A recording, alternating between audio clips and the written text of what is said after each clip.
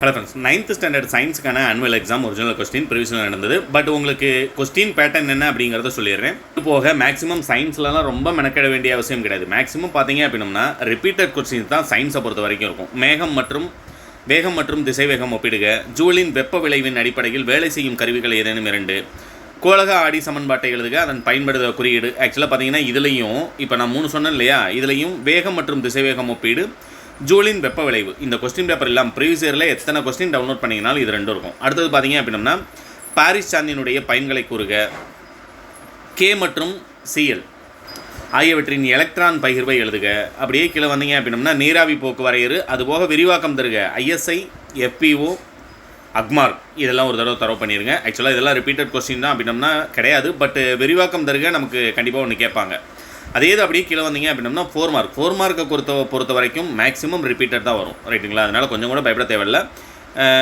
நிறை மற்றும் எடை வேறுபடுத்துக. இந்த நிறை மற்றும் எடையெல்லாம் இந்த வருஷம் படிச்சிட்டிங்க அப்படின்னம்னா அடுத்த வருஷம் 10th உங்களுக்கு ஃபஸ்ட் சாப்டரில் கண்டிப்பாக இதுதான் உங்களுக்கு 4 மார்க்கில் ரொம்ப ரொம்ப இம்பார்ட்டன்ட். இந்த வருஷம் பப்ளிக்கில் கூட கேட்டிருந்தாங்க. ப்ளம்பிங் இடக்கை விதி, கோடை காலங்களில் மக்கள் ஏன் வெள்ளை நிற ஆடை அணிவதை விரும்புகிறார்கள். அப்படியே கீழே வந்தீங்க அப்படின்னம்னா உங்களுக்கு அப்படியே துணைக்கோள் என்றால் என்ன, துணைக்கோளின் இரு வகைகள், பதங்கமாதல் ரொம்ப ரொம்ப இம்பார்ட்டன்ட் வரையறு. இதெல்லாம் மோஸ்ட் இம்பார்ட்டன்ட் ரிப்பீட்டட் கொஸ்டினும் கூட. அடுத்தது பார்த்தீங்க அப்படின்னம்னா வேறுபடுத்துக, கிராஃபைட் மற்றும் வைரம், இது ரிப்பீட்டட்.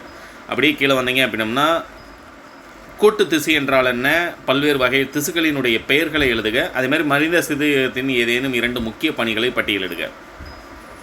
அப்படி கேட்டதுன்னா பாக்டீரியா பேஜ் வரையிடு ரொம்ப ரொம்ப இம்பார்ட்டன்ட். இது ஒன்று படிச்சுக்கோங்க. தேனின் மருத்துவ முக்கியத்துவங்களை பட்டியலிடுக.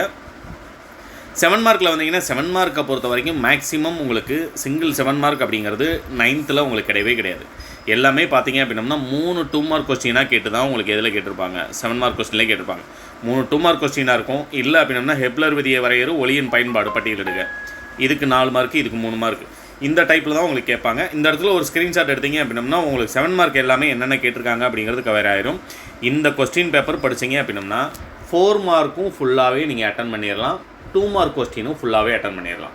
ஒரு வேளை மாற்றி கேட்குறாங்க அப்படின்னம்னாலும் இதில் இருக்கக்கூடிய 2 மார்க் கொஸ்டின் எல்லாம் மேலே 2 மார்க்லையும், மேலே இருக்கிறது எல்லாமே கீழே 8 மார்க்லையும் மாற்றி தான் கேட்க போகிறாங்க. பட் இந்த கொஸ்டின் பேப்பர் உங்களுக்கு 100% உங்களுக்கு ப்ராக்டிஸ்க்கு ரொம்ப ரொம்ப போதுமானது அப்படிங்கிறத சொல்லிடுறேன். இது டவுன்லோட் லிங்க் டிஸ்கிரிப்ஷனில் உங்களுக்கு தமிழ் மீடியம், இங்கிலீஷ் மீடியம் நாளைக்கு மார்னிங் கொடுக்குறேன். இப்போதைக்கு கொஸ்டின் ஒரு தடவை பார்த்து இதை மட்டும் ப்ராக்டிஸ் பண்ணுங்கள். All the best.